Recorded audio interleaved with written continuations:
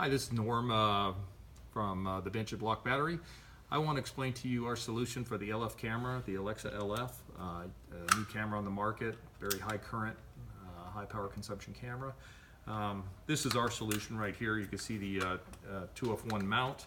It's got a little cover on it, but high current pins, a straight 28 volt mount. When you get the mount, you'll notice if you when you open it up that there's one captive screw that screws right on the back of the camera, and it comes additionally with three additional 3mm screws, which you will align and screw to the back of the camera. At that point, this back plate is going to be attached to the camera. When you close it and you put in the small screws on the top and the bottom to actually hold the plate together, you'll notice you have your interface pins on the back of the mount that actually supply power from the onboard to the LF. That's how the mount works. There is a cable right here. It's a Y cable actually that Block Battery makes. It draws power from the block and supplies power to the camera through a 2-pin fisher into the external DC input. We also have this little tap right here which will sense when the block is supplying power. This is important for the 2F1's switching mechanism that's inside the mount that determines when to switch to onboard power and when to use block power. This is all done by the mount, and it's done seamlessly so that the camera never sees a loss in power.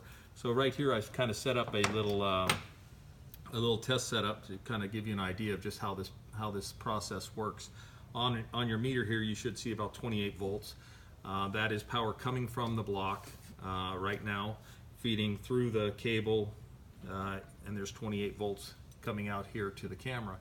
As the block wears down and it's time to switch over to a new block, if you disconnect the cable on the block, you'll notice that the power or the voltage on the meter has now switched to approximately 31 volts, as power is now being supplied by the 2F1 144.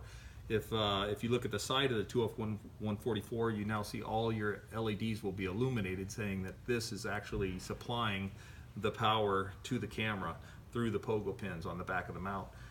When you replace the cable into a new block with power, you'll see that the switch inside the mount now switches back to 28 volts, and the onboard battery is now back to being completely isolated. So the objective or the solution that Block Battery provides completely isolates the onboard battery, so that when you switch to onboard, you have a brand new fresh battery. It has not been drained in any way while using the block. A fully outfitted Alexa LF, it's been said that will run about 250 watts. This battery, the 2F144HC, will supply power, a continuous run at 250 watts for about 30 minutes.